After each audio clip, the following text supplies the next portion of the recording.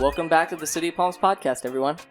Today is a milestone because me and Danny, as everyone knows, we're skateboarders. We care about the skate community, and we've got a pretty big name in Fort Myers skateboarding. I know you're a humble dude. You're not gonna.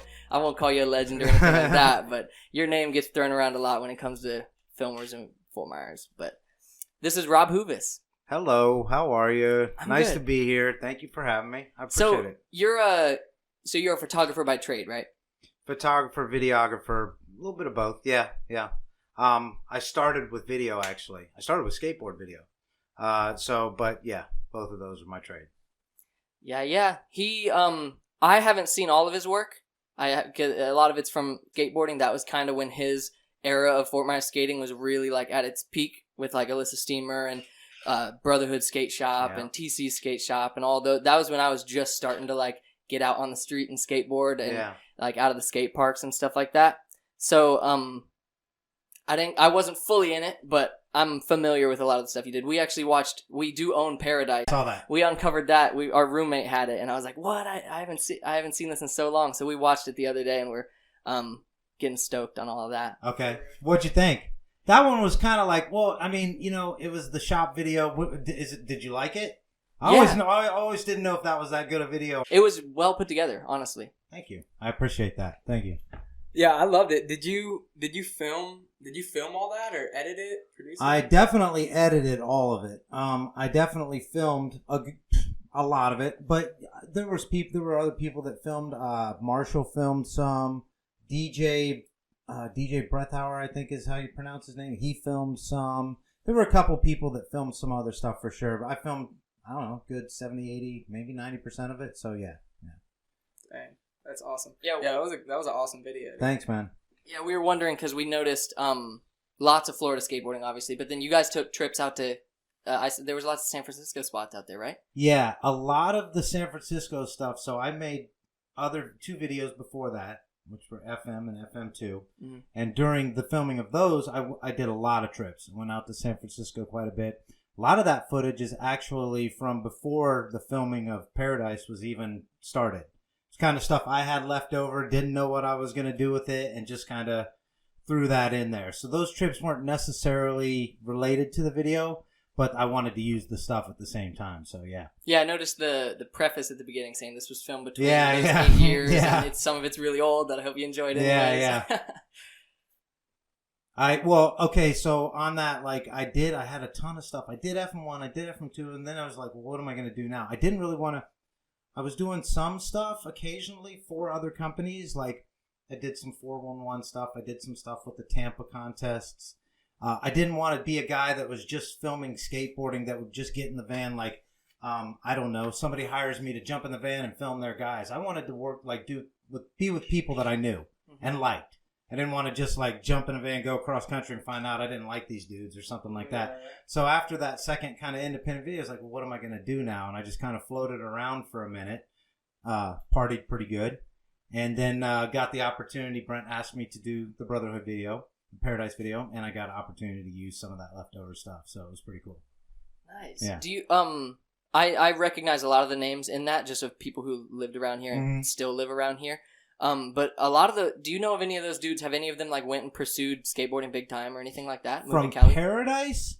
Let me see. Obviously, Elissa Steamer, but Elissa already was, and Matt's in it, and he already was. And there were pros featured. Yeah, there were some people in there, but like as far as the people that to an extent, like Eric McKinney worked at the skate park of Tampa, is an amazing skateboarder. Is he pursuing it as a career? I don't think so. I don't think there's anybody that's really pursuing it there, but I my memory's kind of hazy too. So, because are you familiar with a lot of the Naples dudes? Because I know Leo Banuelos is yes, and a lot of them have moved out to Cali. Like those guys have absolutely, yeah, there were dudes. I mean, like, let me take that back. Like Josh Baker is in that video. Josh is amazing. Yes. I think there's a couple of clips of oh boy, I'm gonna forget his name and feel like a total jerk, but he rides for Huff and he's super good and super rad dude. He rides for Welcome. I don't know. Is it Solomon? Solomon. That dude. I think he's got a clip or two in there. If he doesn't, he should. He's definitely pursuing skate. He's killing it. He is. So yeah, a couple of things. I don't know about the main part people that Nick Zizzo. Yeah, Nick Zizzo's pursuing it. So yeah, absolutely. There are a couple of people doing it though. And then one name I wanted to bring up just because I wanted to see if you what your thoughts are on all of it. Alex Brawley. Oh yeah.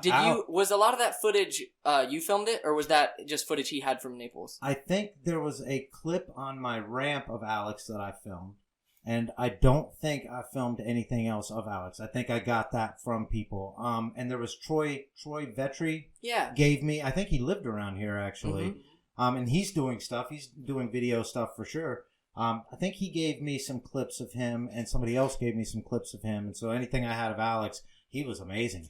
I mean, he was like PJ Ladd amazing. Yeah, he was one of those dudes. I never got to skate with him in person, but I used to watch all the stuff Leo would put on YouTube and stuff like that. And every little video they'd make and part he'd put out, he was just one of those guys where I was like, man, he's on another level. Yeah, he could have done it. I think he got married and settled down, and he may still skate, may not. I'm not sure, but he was good. He really was. Yeah, for sure. And then, do you have any just crazy? I don't know. I just wonder what it was like because you've skated with a lot of big names just on your trips, and I mean Elissa Steamer for one is good friends with you. Yeah. Do you have any just cool stories of just being a witness of awesome skateboarding? Oh yeah, I mean awesome skate. I saw a lot of awesome skateboarding. I got to and I always feel a little bit weird about name dropping or I don't want it to come off that way, but I was able to film with some really good dudes. I watched Andrew Reynolds and filmed Andrew Reynolds do some really rad things. I watched Frank Gerber do some really rad things. I was there at that first Wallenberg contest where they had the first, no way. Stair thing. I got to watch all of that. I mean, I don't know that I can or want really to go into too many specifics, but I got to see some really good skateboarding. Was that the Buster Bale? I don't know if is that. I think it was. Buster Bale. I don't know if that was that 16 or 22 stair thing or if they called Wallenberg Buster Bale the first time. But I remember it was not long after Frank had kickflipped it. And then people were starting to come along and be like, oh, you can skate this place. Because before that, way back, Mark Gonzalez had ollied over it. And then that was it. Mm-hmm. It was too big. And if you ever stood at the top of it, which I did, you'd be like, yeah, that's it. Ollie. Ollie. And then I think somebody switch 180'd it, and then Frank kickflipped it, and then it just went nuts. People just started really doing something. And nowadays, yeah. There's been some insane stuff. It's a really, really big gap. So was that that wasn't the contest where Chris Cole back 3'd it? And it may Lizard have King. been. Yeah. It may. I can't remember if that was the first or second. I don't know if there was another one even after that. It may have been that one. I know Chris Cole did something. The kid Lindsay with the glasses heel flipped it. Yeah, that's right. I think Chris Cole did 360 ollie, and I could be wrong. I think he switched. Andrew frontside flipped it. I think there were two of them. Now that I'm thinking about it, the one where Chris Cole back because I remember the first one. I heard a story where he was trying to tray flip it. Yeah, and he never did, and that's why he did that's it. Why for his it part. is. That is true. And then the second one must have been the one he back 3'd it and switched frontside flipped it. Yes. And Reynolds had already frontside flipped it the previous contest. Yeah. Now I remember. Yeah, but I was, I got to be witness to some really cool things. Some of them kind of historic, even I guess I'd say, and that was cool. Yeah, that was awesome. And then even so, since to get out of the whole industry of skateboarding or whatever, to more local, we notice because me and obviously we're just the local skate rats around here. We know all the cool the. I guess quote unquote famous spots around Fort Myers and stuff. And there were some tricks in Paradise that it was cool to watch because I hadn't seen it in so many years. I didn't recognize the spots back then, but nowadays I've skated them and stuff. So now I'm like, oh, he did that over that. Yeah. And do you? Because I guess I could name a couple tricks just to get your opinion. Go ahead. Yeah. Or just in terms of famous Fort Myers skateboarding. Do you know the gap by Bell Tower? Yes. That Chris Puerta ollied. I just want to know, I never went there it was a thing of, so after Jamie Thomas did that whole Leap of Faith thing, that was the Fort Myers Leap of Faith. It had been found long before Chris did it. Nobody tried it, but we definitely drove by and said, there's something that somebody could jump. Yeah. We took a couple of people there. Pete Eldridge was in town one time. We took him by it. He wasn't one. I mean, that thing is monstrous. You'd have to be you have to have kind of a. I could break both legs doing this one. You know what I mean? And not everybody's got that. So we took some people by it. Nobody ever wanted to mess with that. See, So, yeah, I just wonder because and then also like some of the bigger spots, like biggest Fort Myers spots, like the 11 stair underneath the bridge. Mm-hmm. Did you see anything go down that stair set? Because Chris Purdy kickflipped that one. The 11 stair underneath the bridge in Fort Myers Beach, is that the one? Yeah. I didn't see, we skated that. I saw some people ollie that. I didn't see a lot of stuff happen there. And a lot of the people that I skated with or filmed or whatever, it's not that we didn't go to Fort Myers Beach at all. We did. A lot of people weren't really big jumpers. You know, nobody was trying to go too gap crazy. Like, we went to some gaps, good sized gaps where you could do, you know, the switchback 180, but you're not going to break your legs doing it or whatever. So, yeah, I never saw a whole lot. I did a little premiere of another video that had Josh Miller in it, and this was super local. I don't even know if it's on YouTube anymore or not, but I did this thing called Steady, where I did kind of a big montage, and then Josh Miller had like a full part at the end of it. And after that, I saw a bunch, after that premiere, which happened right by that stair set, I saw a bunch of people skating it and trying some stuff. I heard somebody rip their knee or something like that. Yeah. So that was about the only time I saw anybody really going for it there.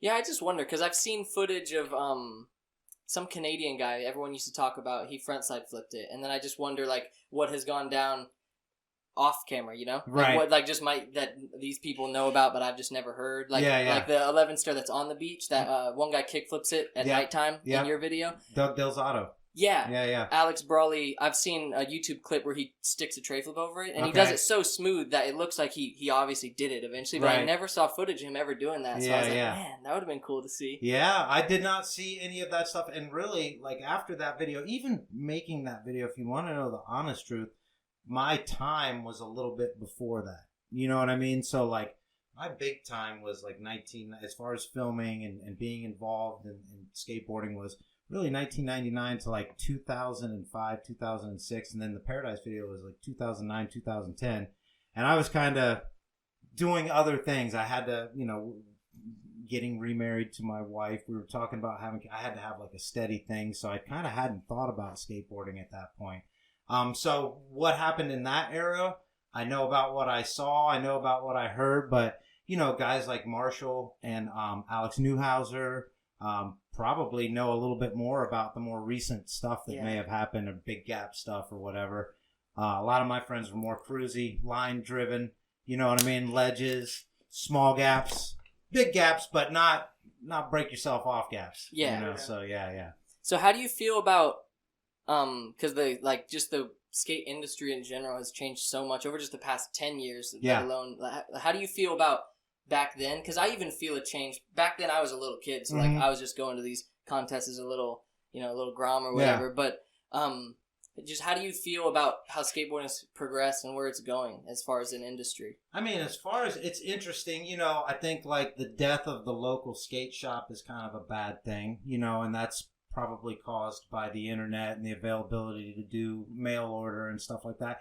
If there's a negative, that's probably it, because a skate shop is typically like kind of like your, you know, heart and soul of a scene in a lot of instances where people hang or meet out, or it was back then. Other than that, I think skateboarding on the whole is awesome. Now, I mean, I see everybody, you know, it's not like, you know, all the kids know who did what, where, when. They know their history. There's probably a little less etiquette than there used to be, maybe, about certain things, but I think it's awesome. People doing all kinds of skateboarding. You know, there's dudes that dress this way, that skate this way, but there's room for everybody, it seems like right now, and I think that's awesome. So as a state of it as a whole, looks pretty good to me. You know? Yeah. That's kind of how I feel too. And I mean, like, you know, when you had like, you used to have things where you had a video, you waited for the video. When you got the video, you had it in your hand. It was a big deal. You had all your buddies come over.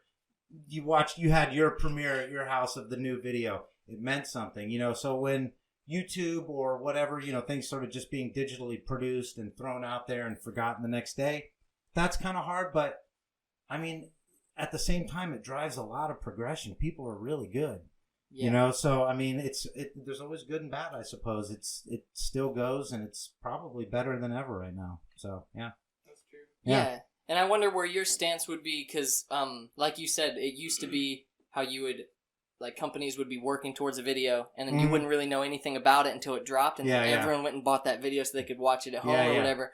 And the attention span, not only just had different mediums and stuff like that nowadays, but even just the attention span, I feel like for someone like you who would put so much effort into one photograph or so much effort into a video project that only is just going to get put on the internet and then consumed literally forgotten the next 24 hours. Yeah. I mean, and everybody will see it. You know, everybody will be like, you know, Bobby Headlock ripped in that one part.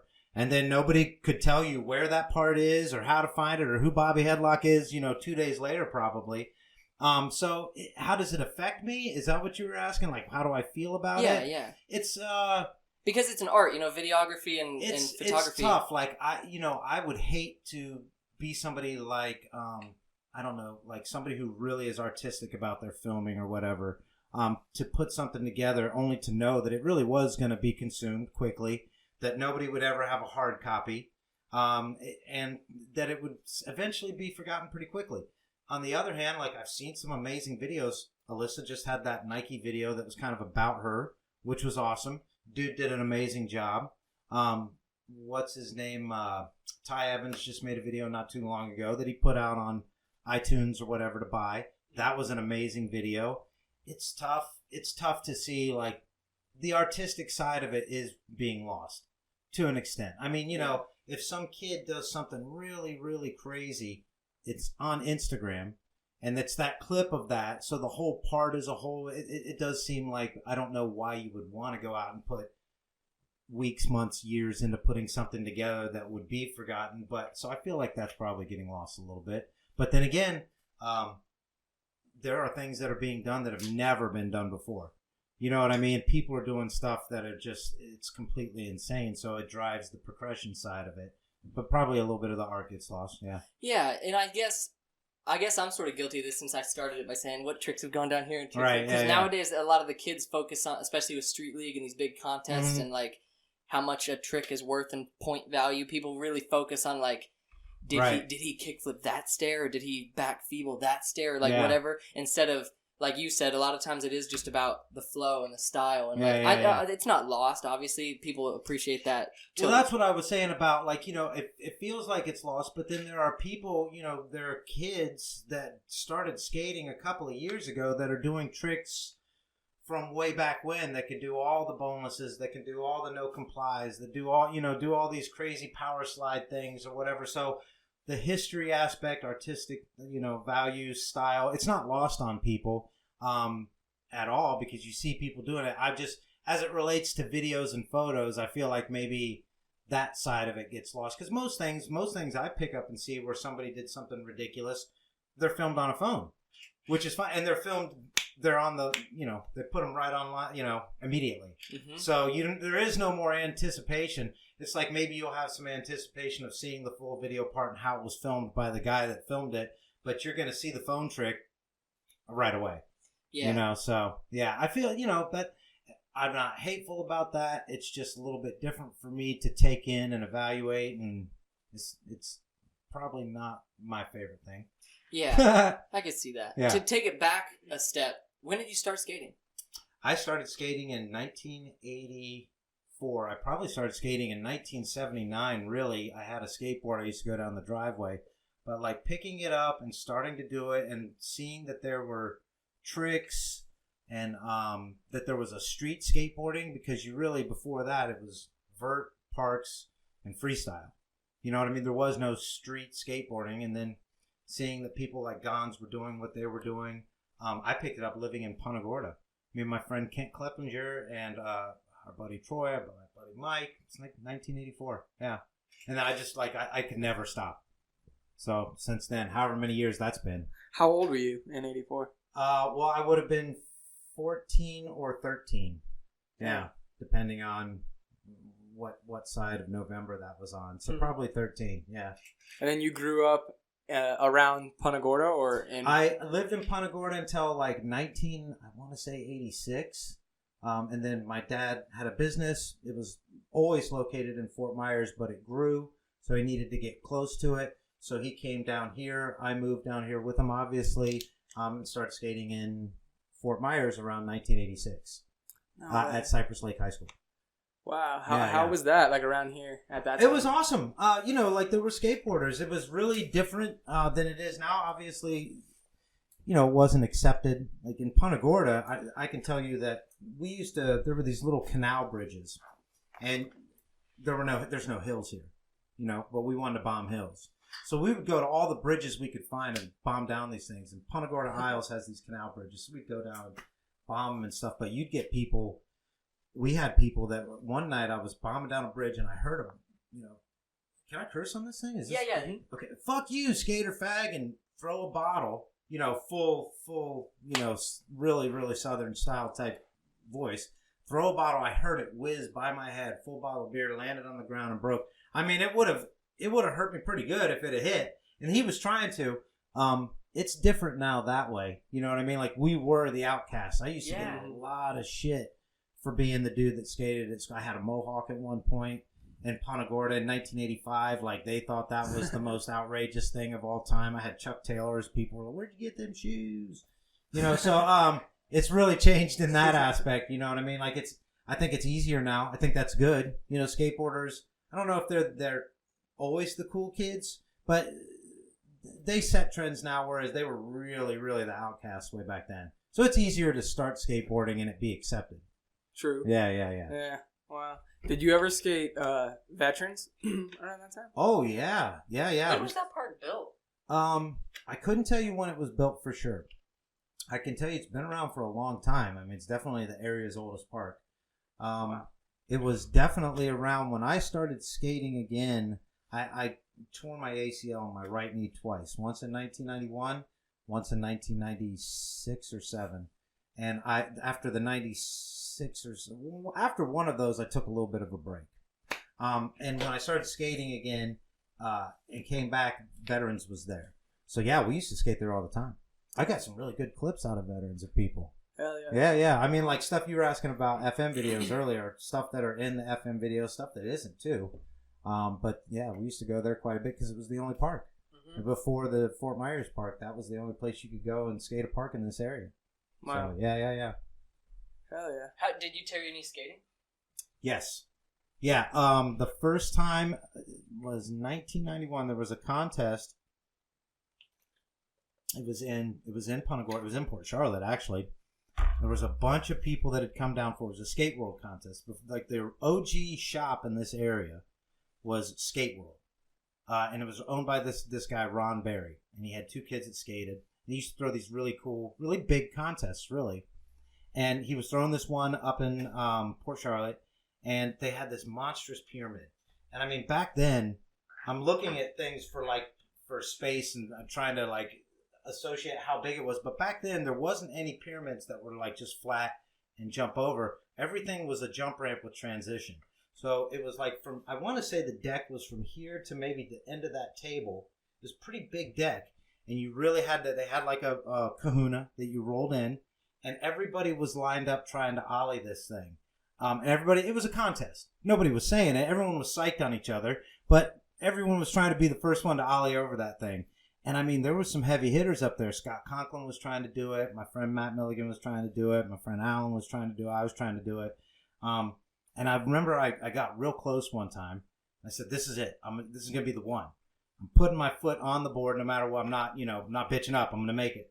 And I got over the thing and I landed it and I started riding down, but I landed it just so that my front foot was like this on the edge of the board.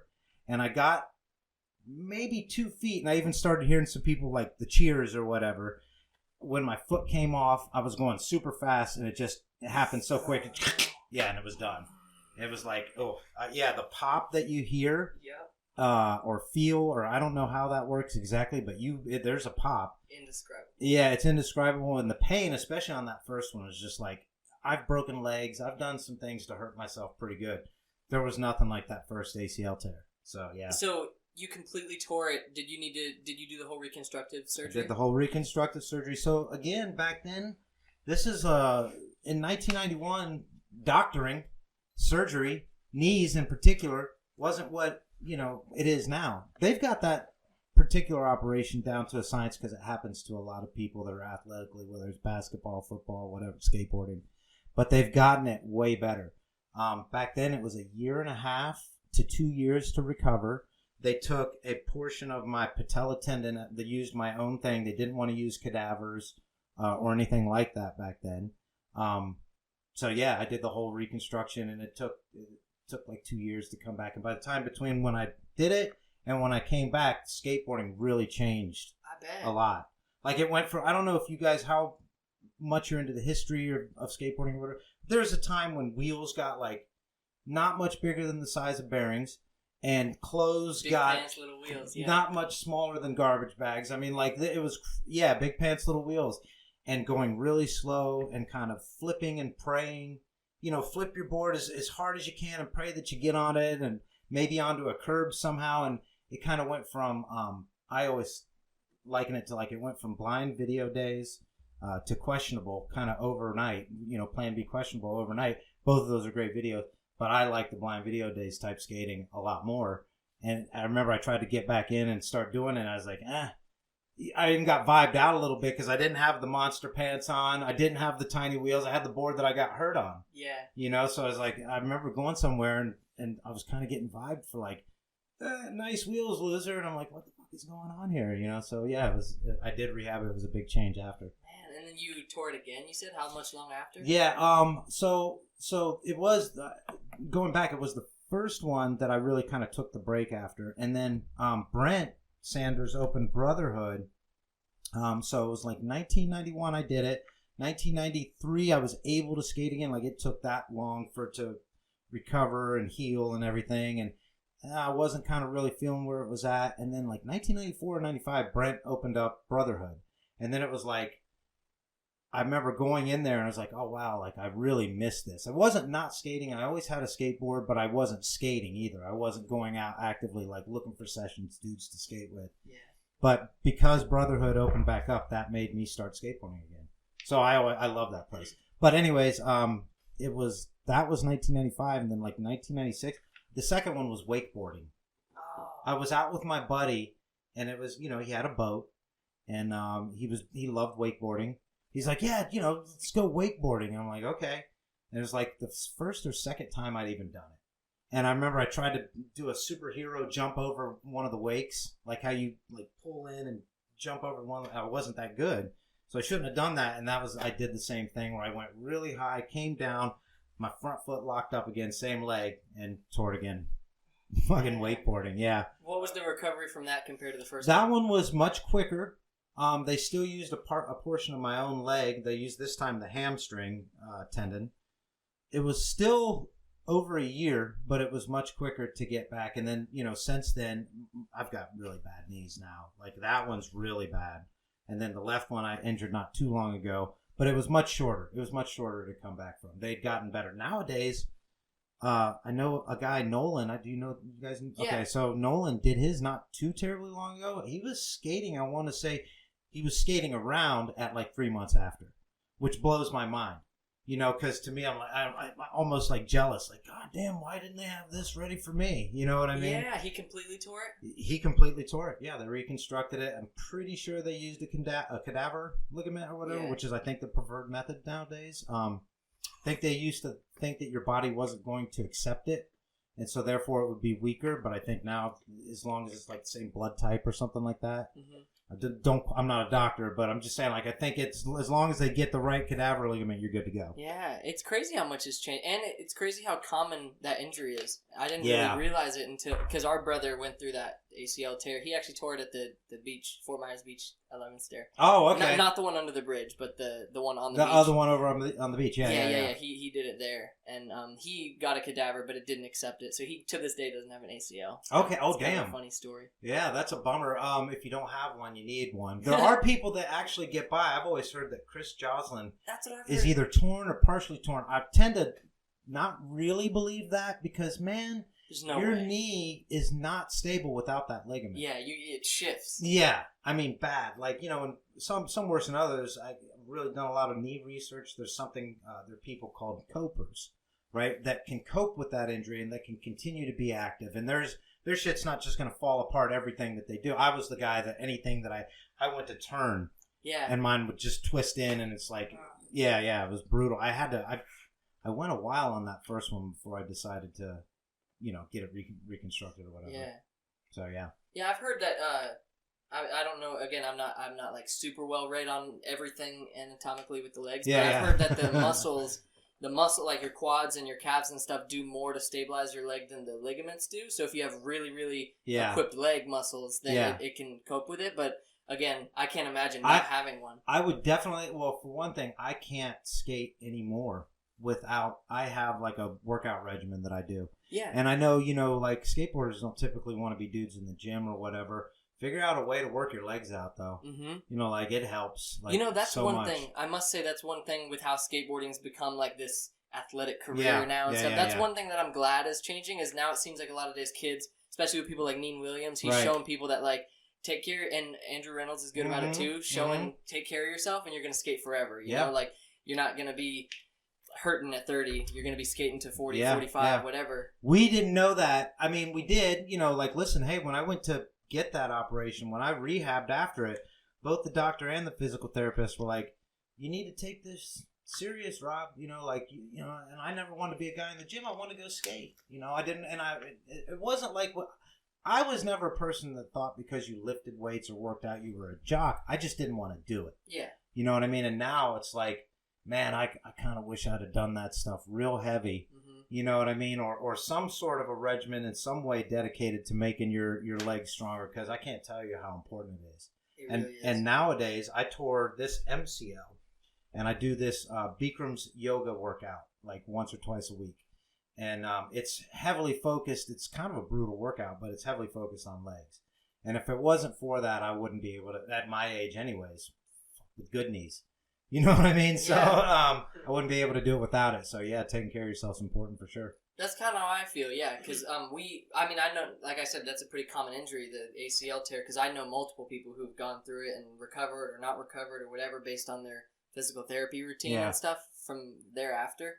And I screwed up my knee too, and I still, it still affects me. Like, it is kind of a bad knee or whatever. I try to like not go too crazy, but the working out, it's like you feel so much of a difference when you're like equipped. When you go to skate gaps again, it like makes me more confident, if anything. Oh, for sure, 100%. Like, if I didn't have somewhat strong legs now, I mean, it's hugely, vastly improves your skateboarding. Yeah, and some of that shit that you were talking about, Andrew, like some of the ice bath type stuff is nice too. Like, if you do go and jump down a gap for a while, set yourself in a tub of ice for 15, 20 minutes, and the recovery time is in half, if not faster. So little tricks like that and stuff. Yeah, and then I was gonna ask you, I don't remember his name, but there's a clip in the Paradise video where a dude's skating a big, like, looks like a 4 block or 5 block or something, and he falls real weird on his knee. Oh yeah. Did he screw up his knee? No, wow. That one always tripped me out. That was oh man. That was Chris Wright's. That was Chris Wright's. I think he lived around here for a long time, around the San Carlos area. I want to say I'm pretty right about that. But anyway, we were Chris and Eric McKinney were two really great skateboarders, like local skateboarders out of that little era in time.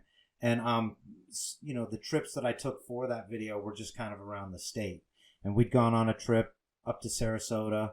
It was he and Eric and I, and maybe somebody else was there, but he went to do that, and that happened. And I was like, when I watched it, I remember I was like, I couldn't even help it, because when you've had those kind of injuries, you feel that you're looking through the camera and you're like, you feel that.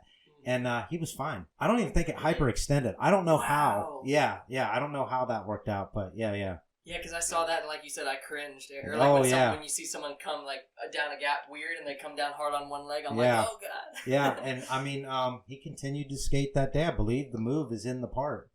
Whatever it was he did, I want to say he was trying to switch ollie or something. I can't remember what it was, but he made it. I'm like, how did you not tear your? Yeah, because it bent backwards. Mm-hmm.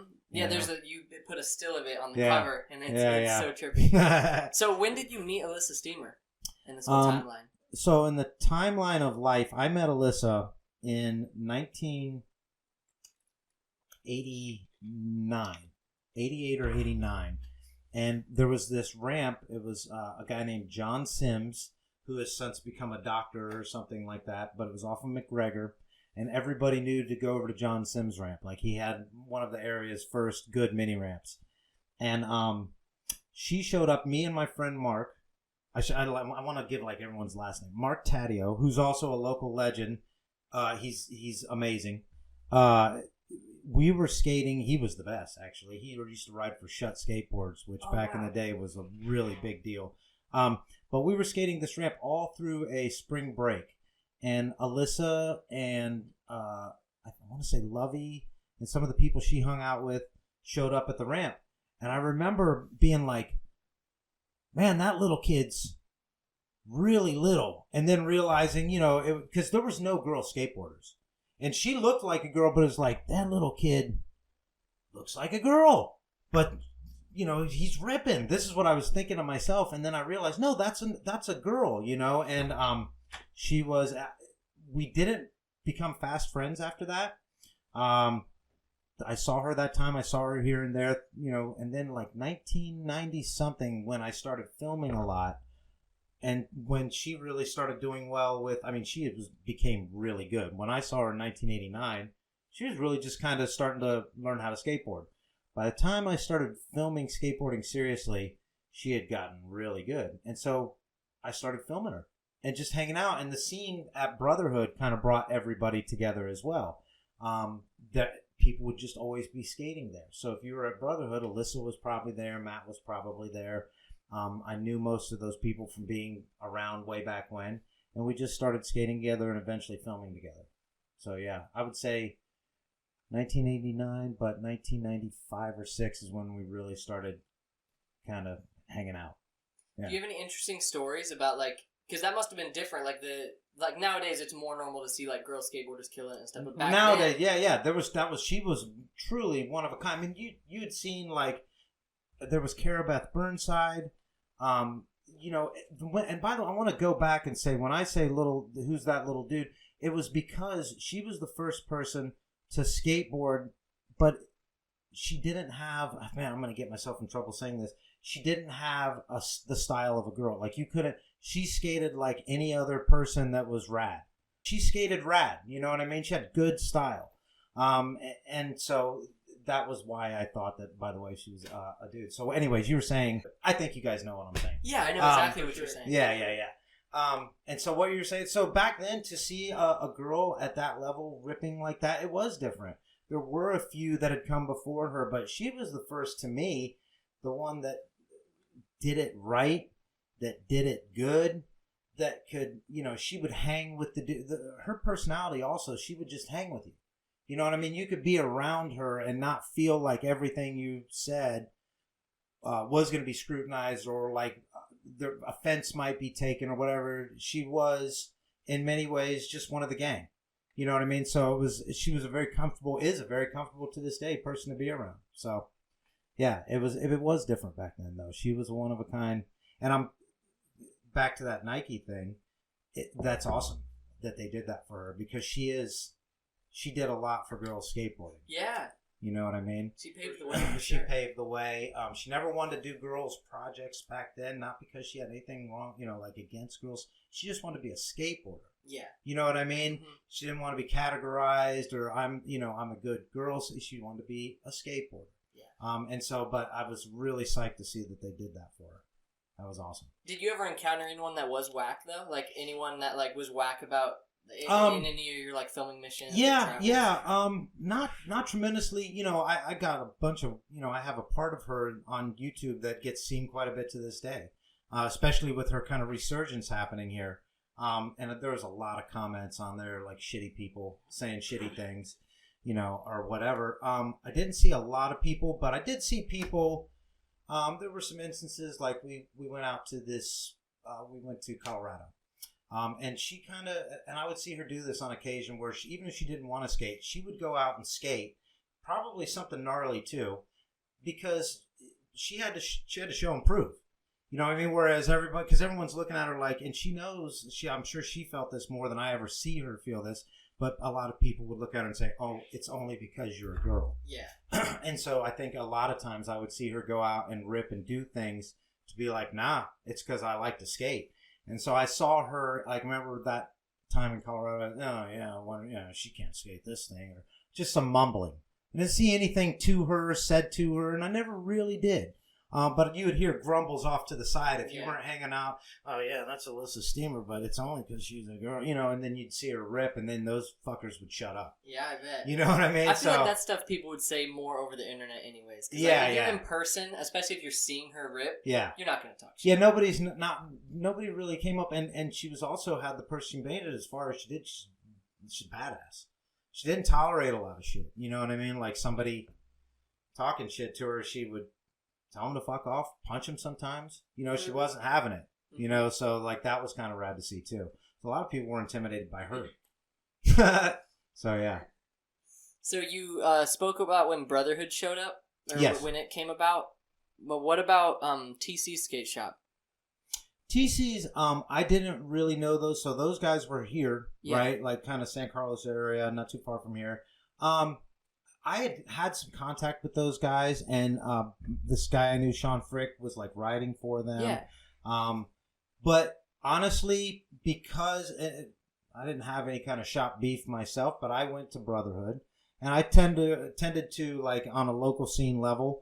If I go to Brotherhood, then I'm probably not going to TC's a whole lot. Mm-hmm. Or if I'm making a Brotherhood video, then I'm probably not, too interested in what's going on with TC's. So I never knew much about those guys. I did have some contact, I think, with the owner at one point, and one of my buddies did ride for him, but I was more of like, I just was kind of blind to it, if that makes sense. Yeah. Yeah, I wondered, because with, like, nowadays, like you mentioned earlier, we don't really have a local skate shop around here, which is really unfortunate. Yeah. And whenever we were just starting skating, TC's, just it was right down the road, that was like, oh, that's the skate shop. Like, that's where you go to get skateboards. But we were still too little to, like, be in the scene like that. Right. So they were already, like, shut down. Like, it already kind of ended. Kind of came and went. Yeah, by the time we got out in the streets and we're, like really skating, it was already gone. But Brotherhood was still around. So we're more familiar with Brotherhood. The thing that happens with skateboarding, and I think this will always be the case, Marshall wants to do Palms, by the way, would love to get a physical location.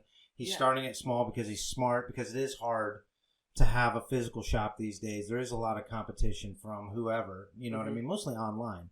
I can get online from my phone and order up whatever I want quick, fast, and it's there. So shops have a little bit of a more difficult time. But I think with skateboarding, you always kept it real or you went. I mean, like skateboarders always knew, like the TC guys, man, I'll get in some sort of weird fight after this, but they were, I think, more wakeboarder guys. I think they'd be the first to say they were kind of more like into another thing. And skateboarding was in addition to, not the main thing. And I think those kind of things kind of come and go usually. Yeah, I mean, the name was Wake Skate Surf. Yeah. So, yeah, I think that's what happened there. Yeah, and it seems like nowadays to really last, like you said with the internet and stuff like that, it's kind of like who would go, unless you're just trying to support the scene and whatever, who would go out to a skate shop and buy something when you could just do it from in your bed and you could get it like next day shipping or whatever. Yeah. When now, like, for a skate shop to really like last and make some sort of impact, you got to be doing something else, Well, you have to. I think I thought about many years ago a shop, the idea of doing a shop, but I very consciously walked away from doing anything related to skateboarding for money. I just didn't. I love skateboarding. I'll do it until I literally can't. I'm trying to prove that currently. But I just didn't want it to be my life. I wanted to love it. I didn't want to like profit from it. I can't really explain that, but I just didn't want it to be I like taking my pictures. I like shooting my video. I wanted that to be my thing. And then to have skateboarding as the one thing I go and do that keeps my brain, stable. Yeah. Which is what it is. So, I think that a shop probably, you have to make a scene. The word is escaping me right now, but you're definitely cultivating a scene, and you have to nurture it. And that's events, and getting the good stuff in that people will buy, or having a place that people will want to come to. Maybe there's something at the shop to do that would draw people. Brent always had the micro minis in there. Yeah. And he was smart because people would always want to skate. And even back then, shops have never been super profitable. The local skate shop on the whole has never been, you're never a millionaire. Yeah. You know what I mean? You're doing that because you love it. Exactly. And so Brent he always had the thing that you would come and skate that. And I always thought that was genius because I always went there. I would stop by when I didn't need something. Just yeah, go that's skate how the I micro remember it. mini. Yeah. You know, so he nurtured and cultivated a scene, and I think that's what you have to do. You have to, in some way, really invest yourself, and it's hard. It's taxing, I'm sure. You know what I mean? Like, he would have his events as well, but it's got to be kind of hard for that to be your everything. That's what I saw, and was like, yeah, nah, I'm good. I'm good just doing it. And it's a shame to not see anything like that around here anymore. Because like I remember, like I said, we were too little to really like be in the scene like that. But I do remember being a little kid and wanting to go. I remember I got one pair of shoes from Brotherhood, and I remember seeing the mini ramp, and I wasn't good enough to skate like that. But I wanted to like try. But there were people who were just shredding in there, and I was just a little kid, like not wanting to. Go. But I imagine nowadays that would be so cool. I'd stop by my way home from work and skate a little bit or whatever. But not And I remember, like, this goes to show what makes a local shop so important. I remember the contest that they used to throw at Fort Myers Skate Park. Yeah. They would, like, host these really cool events where they'd have, like, awesome prizes for the winners, and they'd have barbecue, and they'd have drinks, and, like, a whole, like, event. And we would go, me and my brothers and my family and stuff, we'd go. And I feel like that's part of the reason I love skating so much. Because, like, you'd go there and just seeing this, and even my mom, like, she thought it was this welcoming community. And it's just a shame that we don't have that, like, going on. It's really, tough. You know? It's a shame, honestly, you know, it's a shame there's not Fort Myers, I was a part of a committee with a bunch of people, really, that really want Fort Myers to have, and still am to some extent, but it's really hard to have a everyday life with kids and a business and all that stuff, and also try to push forward for like a park. But this is the only city officially, I believe, of its size as far as population is concerned, to not have a free park in Florida, I want to say. So, you know, all of these other places have this, and Fort Myers is so far behind. That would be a nice thing. It's not a shop, but to have something to congregate at and a reason to be proud of the place and everything, you know, like those things like Lakeland, you know, people are moving to St. Pete because their scene is so strong. Yeah. You know what I mean? And that's shop driven, but that's park driven in their instance. Yeah. You know what I mean? So in some way, shape, or form, it is that you do need to have something happening in your scene for it to be good. And a shop is very helpful. What the Madhouse guys are doing is amazing, by the way. That's really helped. So, you know what I mean? I don't think it can be the only thing, but it has been huge for this whole scene of having those events, music events. There's some skate events that are going to be coming up, I think. Mm-hmm. There might be some art events. So that's kind of cool. And then Marshall's doing his thing with that Palms, and I think he would love to have a physical location. So we'll see where everything goes, but things are coming back around since the Fort Myers Park closed its doors. I know, and then because we would go there pretty frequently, but the Bonita Park, B3 skate park, was closer to us, so we would go there all the time, and that one closed too. So now we're in a position where like we go to Veterans all the time. Sure, it's not super far, but that's not like a big skate park. Right. You know, like it's great. It's like almost like a little DIY sort of the way. It's almost DIY, yeah. And they actually, that park used to be pretty sick. For me, so that bump that you ollie out of toward the front of the park, and then that little, you know, whatever taco ramp corner section that they have there with the little hip, that whole bit used to be kind of everything at the park. And it used to be so good. And then they came in, whoever built it, they weren't skate park builders. Yeah. They were they were concrete guys, but they weren't skate park builders. And then they had some trouble with the ground, and they had somebody come in and lay more concrete down. And it screwed up all the transition. They messed up the transition. It was so much funner before that. That's kind of, for me, so if you were a kid that was going to Lehigh and your first time was after they had poured that new thing, it might not bother you. For me, I knew what it was like before. Me too. And I didn't want to go back.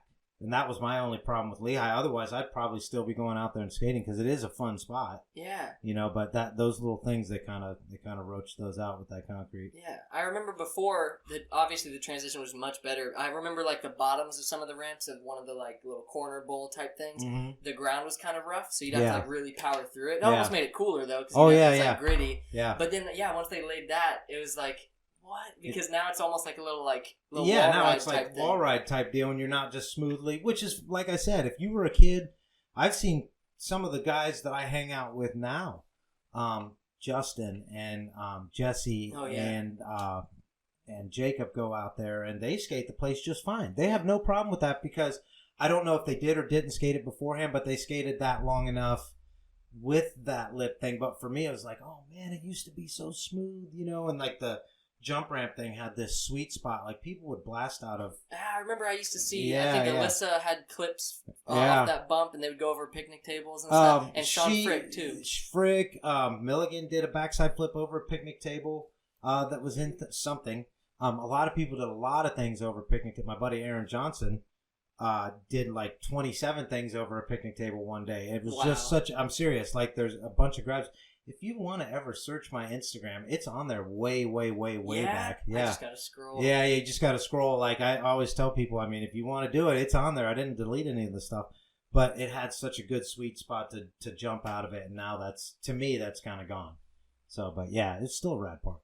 Yeah, and having a skate park, especially in this Fort Myers area here, it would be like, it's kind of, like you said, things kind of scatter. If there's no, like, whether it's a shop or a park or whatever, there's no, like, focal point for everyone to meet up in this area. So it's just kind of all over the place. Yeah, and, like, you don't know, like, you don't know who's doing what. Then all of a sudden, the next thing you know, you got the Cape kids, and then you got the Lehigh kids, and you got the Fort Myers kids, and you got, the San Carlos kids, and nobody knows anybody, and then you find somebody else that's skating, and you're like, oh, I didn't even know there was any other skate. Yeah, of course there's skateboarders everywhere, you know? So having a focal point would be nice. Yeah, and I don't know a lot about, like, the laws and logistics of it, but I used to say, even if like, we could just get, like, a big old concrete, like a section of a parking lot or a tennis court or something, we would build it. So my buddy, there's a bunch of people that were on this committee, and I don't want to leave people's names out, but I want to say that my buddy Grant Fichter, who is a part of this committee thing, is the president. We made him the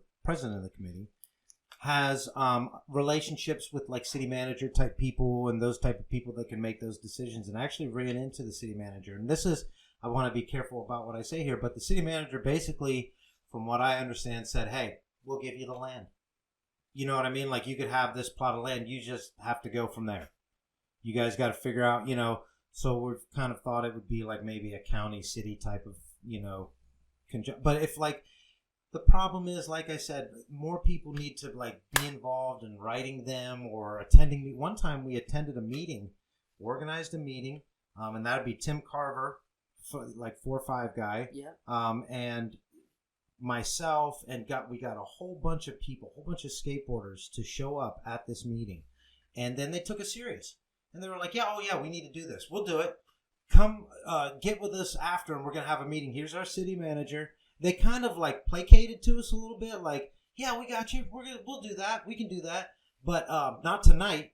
You know what I mean? But if we kept going back on a monthly basis, probably would have a park by now. Whether that's city meetings, county meetings, whatever. It's kind of about like you got to get involved and write things out and put things together and show them how it would benefit them. Show them that it would actually create an influx. Like I said, St. Pete has an influx of young people moving there, stimulating that economy, who will be the next generation of people spending and this is what these people want to hear, be the next generation of people spending money in that economy, and then bringing more people to the area because they want to skate that park. So that park is stimulating all the stores that are around it, all the restaurants that are around it, and that would be the same thing in Fort Myers, but they don't seem to. I don't want to say anything bad.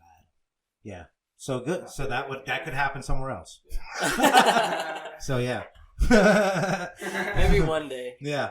Maybe we could set that as a goal. Once yeah, we man. start getting things like this, like have some more people on talking about it. Send them a thing, send them a link. Like, hey, like people are really talking about it. Somebody will see it. Yeah, raise awareness. Yeah, for sure. That's all it takes, really. Yeah, absolutely. Is that a Palm Shop hat, or is that just a Palm? I think it's just a Palm. Okay, yeah. Okay. It looks like it could Yeah. I was like, damn, that's real close. Mm-hmm. I know, right? Yeah, we can't wait to get. I've been wanting. When I was at the Madhouse, I was gonna buy some Palm Skate Shop merch to represent, but I forgot my wallet, so I wasn't able to get any. But I'm gonna get some soon, and I want to represent. Yeah, man. And we want to get our own stuff. We want to get our own. Yeah, it's awesome. It's sick that he took that step. It's sick that everything that's going on there. It's like a very, very much a grassroots. Well, if you guys aren't going to do it for us, we're going to do it ourselves. You know, and sure, we don't have land or money to build a skate park, but it's totally organic scene stimulation. It's pretty neat to see. So I've been really psyched on it.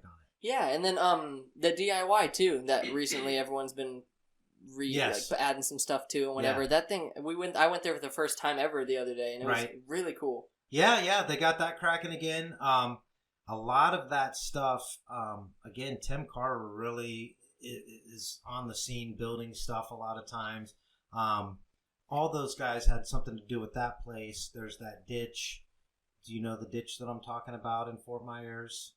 There's, yeah. Yeah. There's Fabrics. that one where people have DIY'd, and so like it's just organically going to happen one way or another, and it's really rad to see when it does. But I have not skated that DIY yet.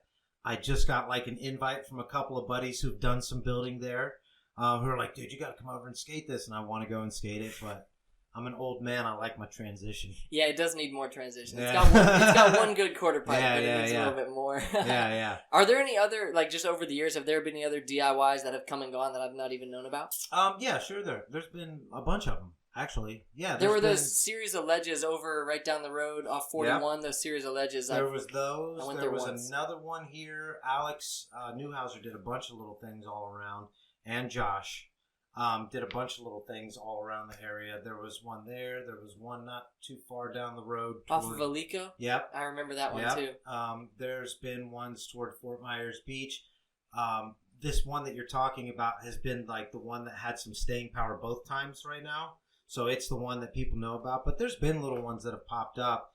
Problem is like, you don't want to be an asshole about your spots. But at the same time, if you tell everyone about your spot and everybody shows up at the spot, that spot's going to be gone if it's not a legal place for them to be doing it. That's true. You know what I mean? So you have to be careful, and it has to be to some extent almost like maintained and regulated. Mm-hmm. You know what I mean? So I guess there's like some scooter dudes that show up at the other place. Oh, really? And I guess they get vibed out pretty hard when they do, because I mean, it's just you just can't have everybody that would want to be there. Yeah. You know what I mean? So and we need a park. For real, yeah. I mean, I have a ramp in my backyard. Yeah, I've had that for a long time, but I don't really think. I mean, I've done what I can to contribute to the scene. That ramp was, I had my buddy Pat Jones had a ramp. He gave me that ramp. I've rebuilt that ramp into a ramp. I had that ramp for a number of years, but I don't really think that's scene stimulating because I can only have so many people at my house. You know what I mean? Yeah. And I'm raising my kids there and everything. So my part was like, yeah, you 5 dudes or 6 dudes or whatever, come on over, but I really can't do much more than that. Yeah. So I've, by the way, had that for 12 years and about ready to get rid of it. So we'll see where that goes. Yeah. Is it in good condition still? It's in good condition, yeah. Nice. Yeah. How do you feel about have you heard of the Ride Nature guys down in Fort I do, yeah, I have. How do I feel about them? Like as I far think as any skateboarding is good. I don't know the guys. I don't, with anybody talk about religion or politics. And I don't like when it's mixed in with my skateboarding in any way, shape, or form. And so there's my answer. Yeah. And it's not a bad thing. Nothing against those dudes at all. I think what they're doing, I see a lot of people skate there. I see a lot of people get their stuff there. It is a shop. We do have a shop. But I don't like that. I personally don't like that mix. Yeah, I feel the same way. And for the longest time, I didn't go skate the ramp for a long time just because I didn't really want to like get mixed up in it. But so far, I've had good experience just with skating the ramp. They don't really like. Yeah, they're not negative dudes. I mean, they're what they're saying to you. If somebody is going to give you I'll just go ahead and say it. If somebody is going to give you a sermon of any sort, if they're saying positive things, if they're telling you to do the right thing, that can't hurt. That can't be bad. Yeah. But at the same time, I'm all good with my morals. I just want to ride my skateboard. You know what I mean? I don't want to know about how you feel about that or how you feel I should feel. Yeah. So that's just like I've never really liked those two mixing up too much. Yeah. And there's people, I know people that are extremely spiritual or religious, whichever way you want to look at it, whether it's an organized thing that they're into or whether it's just they really believe there's a God heavily or whatever. But they keep it, they do their thing. You know what I mean? They're not pushing it. I just don't want to get it pushed. Yeah. You know what I mean? Just you do your thing. Mm-hmm. You buy, do what you want to do. Go do what you want to do in your house at night. Leave me be. Yeah. And it's almost like sometimes I look at what they're doing as like an example of like, man, I want to get started on something like that. But it's hard because I'll look at what they've got going on, and I know a lot of the ways they've been able to do stuff like that is because of the church and because of funding with that. So I'm just like, well, all right, plan B. Yeah. And like I want to like restate in case this thing actually, gets heard by somebody that's there or whatever, that those dudes seem like they're doing a great thing. Yeah. I think somebody from there reached out to me one time and was talking about like if we had like a mini ramp, this thing about like having like different sessions at different mini ramps around the area, and would I be down to be one of them? And I'm like, well, yeah, maybe, but what day? And yeah, sure. It can't be religious or political in any way. You know what I mean? And if that's, then yeah, we could do whatever this. But so somebody reached out and I had a communication with them. And other than that, they seem like really rad dudes. Yeah. That I just don't go down there that much because of what I said. Yeah. And they have a good cause. Just they do. I'm not really on the same line as that. Yeah, exactly. And I'm not on, I'm not like on a different line either. I'm just not on any lines. Skateboarding. I'm swerving. Yeah. Skateboarding through doing yeah. Exactly. Man, you got anything to add? I think I rifled through. I don't even have my list, but I've just been rifling through stuff that I've been curious about. You pretty much covered a lot of stuff that I had questions about. Man, how do you feel about skateboarding in the Olympics next year? We kind of touched on. Okay, so I don't care, but here's what I think. I'll just go ahead and be honest. I don't love it because it's just the era that I came up in, and like I said, getting bottles thrown at my head, and now we're in the Olympics. On the other hand, I will watch the Olympics, and I will probably be rooting for Americans, right? Like, it's just going to happen, and I want to see what kind of weird outfit they come up with. If there's going to be, there's got to be, there's got to be a uniform, right? But they're going to do it so that it's going to be a relaxed uniform, I'm sure. But I'll watch it. I'll check out what's going on. I'm not backing it necessarily, but when it comes time to, I'm not going to turn myself off to it either. Yeah. So, what are you going to do? It's there. It happened. Who do you think's going to announce and judge it? You think it'll be like Street League type dudes, or do you think it'll be some official like suit and tie? I think that they will. We were talking about this recently. So my buddy Matt Milligan, who was a retired professional skateboarder, now works at Adidas. Also gets side gigs judging various events. I know a bunch of dudes that are both with Skate Park at Tampa and the Border, and they have these events that they do and judge. And I was having this discussion as to whether those are going to be the kind of judges they're going to get or not. And I think they're going to get proper. I hope they're going to get proper judges, but at the same time, it can probably only be a proper. Like they're going to have one U.S. judge. And that's probably going to be whoever judged most. It better be a skateboarder. Yeah. And he better have judged some contests. But then, like, how do you do the rest of them, right? Like, do the Russian guys have a contest judge? Like, do the Brazilian guys? They probably do, actually. Yeah. The Brazilian skate scene is strong, so I'm guessing they'll have somebody there that I'm hoping and guessing that they'll do their best, and it'll be imparted on them how important it is to get that right. Yeah. You know what I mean? Because it could get really lame. It would get really lame, really sticky, and really you'd turn off to that pretty quick if it was like,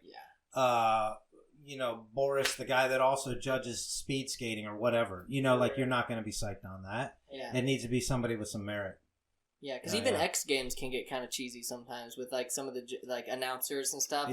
Some of the official events they do on ESPN are kind of like, really, did he just say that about skateboarding? But I imagine the Olympics, if you get some announcer that doesn't even know what... They need to do that properly. Like, even just like something little like how they name the tricks and stuff. Right. If they don't get it right, every skateboarder watching is going to go, really? Have you noticed like Street League got like pretty official people to talk about it and know what they're doing? And I think even X Games has gone out of their way, whether it's Tony Hawk on various instances or whatever, to get people that kind of know what they're doing or are official humans. So I hope the skateboard humans, I hope that they do the same with the Olympics. Yeah. That's something I really like about Street League is they'll have like Jeff Rowley or Chris Cole sit in and be announcing with them. Yeah. That makes it really cool. Yeah, it definitely lends credibility, to where it needs to be. Mm-hmm. You know what I mean? Because it's a gritty street, grimy, dirty thing, really. it's not pretty and polished like they make it look, so they need to put some credibility in there, and I hope they do that with that. Yeah. It's really funny to hear one of the official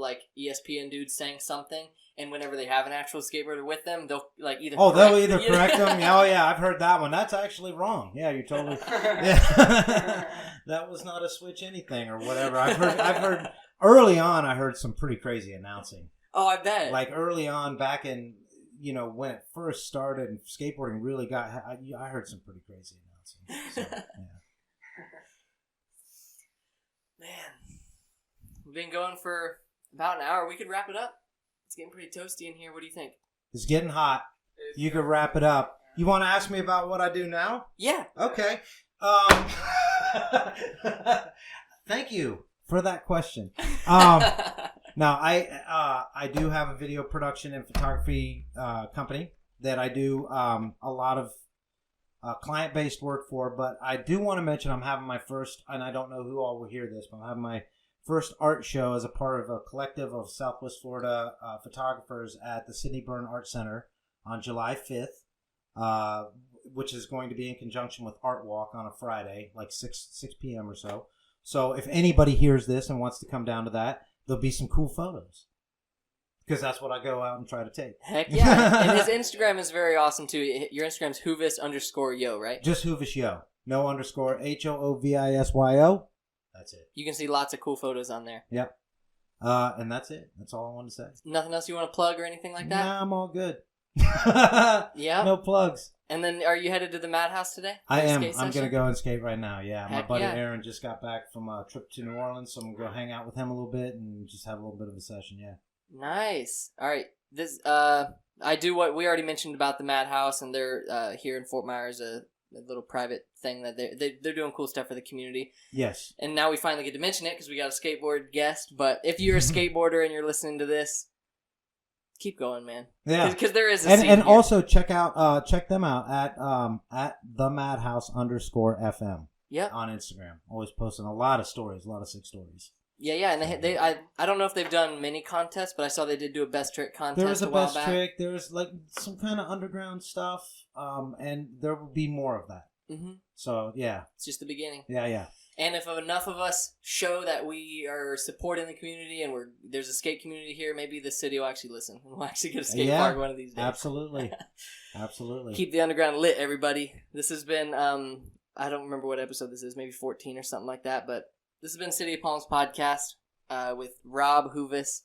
You got anything you want to say before we take it out? Thank you all for listening. Yeah, thanks so much for listening. We are still starting out, so if you're listening now, you're a real one. So if you're whatever social media you're listening on, comment, share with your friends, do whatever you got to do to let us know you're here supporting Southwest Florida, because we're here for skateboarders, musicians, artists. Awesome. Yeah. Hey, by the way, real quick, thanks for having me. Appreciate it. I was really surprised to. Anytime anybody wants to put me on the internet for anything about skateboarding, I'll come down. Yeah, man, you're a legend. You got lots. Like we said, we got lots to talk about. Do you want a piece of grip tape? I don't know if you like designs on your grip tape, but I got a handful to choose from. Yeah, sure. Heck Yeah. yeah. Just so you know, I may not use it though. I might just hang it. Whatever. I got art too if you want to look at the canvas stuff. Whatever you want. Okay. Yeah. Thanks, man. All right, we're gonna wrap it up. Hit him with that outro biscuit.